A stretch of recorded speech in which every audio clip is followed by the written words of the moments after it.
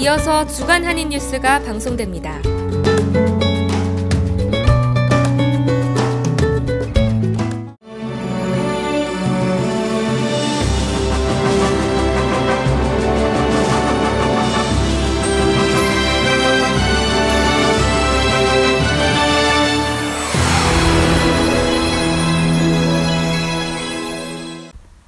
인도네시아 정부가 1960년대 중반 인도네시아 학살 사건에 대한 진상규명에 나섰다고 합니다.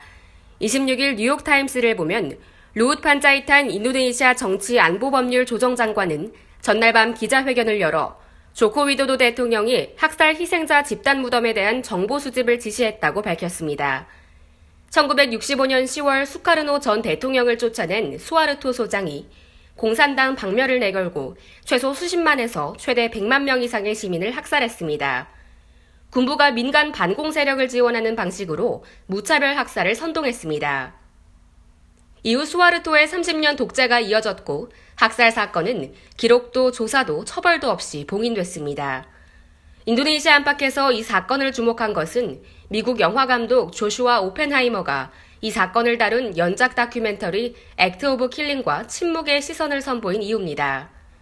현재로서는 진상규명이 얼마나 성과를 거둘지 미지수입니다. 정부 고위당국자 상당수가 가해자였던 퇴역 장성 출신이기 때문입니다. 심지어 사성 장군 출신의 루후 장관도 지난 18일 컨퍼런스에서 정부의 공식 사과나 수사는 이루어지지 않을 거라고 밝힌 데 이어 이날 기자회견에서도 오늘까지 단 하나의 집단 무덤도 발견되지 않았다고 주장했습니다. 반면 인권단체인 실종자 폭력 희생자 위원회는 많게는 40여 구의 시신이 묻힌 집단 무덤 16곳을 발견했다고 밝혔습니다. 인도네시아가 북한의 잇따른 핵실험과 장거리 미사일 발사로 악화된 남북관계 개선을 위해 중재에 나서겠다는 뜻을 밝혔다고 안타라 통신이 28일 보도했습니다. 아르마나타 나시르 인도네시아 외무부 대변인은 이날 인도네시아는 남북한의 화해를 도울 준비가 돼 있다고 밝혔습니다. 그는 이어서 인도네시아가 영내 긴장을 촉발할 수 있는 도발 행위를 삼가할 것을 북한 측에 요구했다고 소개했습니다. 나시르 대변인은 북한 측을 만날 때마다 이런 점을 상기시켰다며 인도네시아는 다른 나라들보다도 이런 노력을 더 기울였다고 말했습니다. 안타라 통신은 이날 나시르 대변인의 언급이 북한의 핵실험과 장거리 미사일 발사를 중단시키도록 인도네시아가 더 확고하고 적극적인 노력을 기울여달라는 조태영 주 인도네시아 한국대사의 요청에 대한 대답이라고 설명했습니다. 조 대사는 한국대사관에서 열린 김치 페스티벌 당시 별도의 인터뷰를 통해 북한과 좋은 관계를 유지해온 인도네시아가 핵실험을 중단하도록 영향력을 행사하고 한반도 평화를 위해 국제사회가 연대해 북한을 압박해주길 바란다는 뜻을 밝혔다고 통신은 덧붙였습니다. 인도네시아는 북한과 우호적인 관계를 유지해왔지만 최근에는 북한의 핵실험을 비난하는 국제사회의 여론에 동조하고 있습니다. 특히 인도네시아 외무부는 최근 북한의 잠수함 발사 탄도미사일을 시험 발사하자 지난 26일 이번 발사는 지역 및 국제안보와 안정을 위협하는 도발 행위인 만큼 삼가라는 내용의 성명을 발표했습니다. 지난달 필리핀 이슬람 반군단체 아부샤야프에 의해 납치됐던 인도네시아 선원 10명이 지난 1일 납치된 지 약 5주 만에 무사히 풀려났습니다. 현지 정부 관계자들은 아부샤야프에 의해 석방된 이들 선원들이 이날 아부샤야프의 근거지인 필리핀 남부 술루주 홀로의 주지사 자택 앞에서 발견됐다고 전했습니다. 아부샤야프는 지난 3월 26일 인도네시아에서 필리핀으로 가던 대만 예인선 브라흐마 12호를 납치하고 인도네시아 선원들을 인질로 억류했고 이후 몸값을 요구해왔습니다.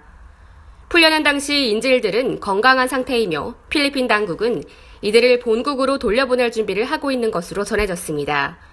다만 이들의 석방을 위한 몸값이 지급됐는지는 확인되지 않았습니다. 아부사야프는 극단주의 무장단체 IS 및 알카에다와 연계되어 있는 것으로 알려진 이슬람 무장단체로 과격한 테러와 인질 납치 등으로 악명이 높습니다.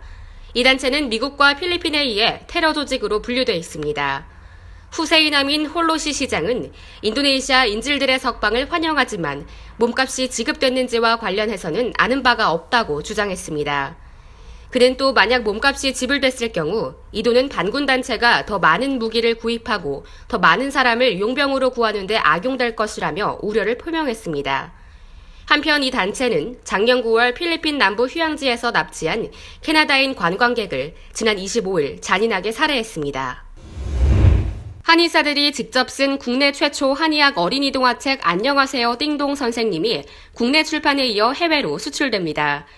도서출판 리잼은 한의사들이 직접 제작에 참여한 한의학 어린이 동화책 안녕하세요 띵동 선생님이 출간 한 달 만에 인도네시아의 출판사 빼떼 그라메디아 푸스타카 우타마로부터 해외 수출 의뢰를 받고 판권을 계약했으며 이번 계약을 통해 총 15,000부가 수출되고 판매 완료 후에도 추가로 책자를 공급키로 협의했다고 이일 밝혔습니다.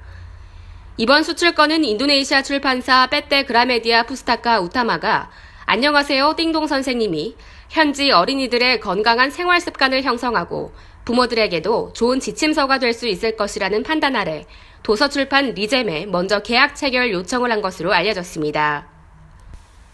이번 수출로 생기는 수익금 전액은 기부 등을 통한 어린이 건강 증진 사업에 사용할 예정입니다. 안녕하세요 띵동 선생님의 저자인 어린이 건강 동화제약위원회 관계자는 안녕하세요 띵동 선생님은 애초에 수익을 생각해 만든 책이 아니었다며 이번 판권 수익 역시 한의학을 통한 다양한 어린이 건강 증진 사업과 기부 등에 전액 활용할 것이라고 설명했습니다.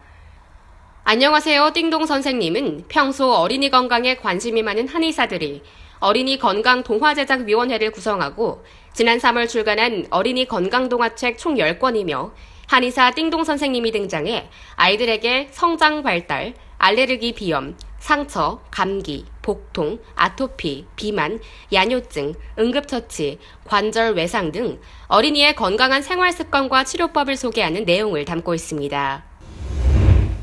인도네시아 수마트라 섬 람풍에서 지난 2일 규모 6.1의 지진이 발생했다고 기상지진청이 발표했습니다.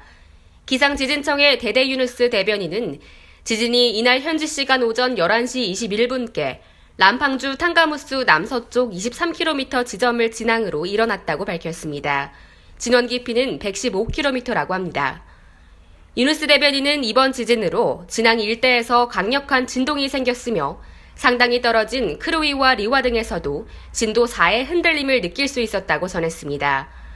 이번 지진으로 쓰나미 경보는 아직 발령되지 않았으며 인명이나 재산 피해에 관한 신고도 없었다고 합니다. 인도네시아는 지진 다발 지형인 태평양 구레고리 지대에 위치해 지진이 잦습니다. 지난달 6일 밤에는 규모 6.0 지진이 서자바 남쪽 해상을 강타했으며 3월 2일에는 수마트라 섬 서부 해상에서 규모 7.8의 강진이 일어나 쓰나미 경보가 발령됐습니다.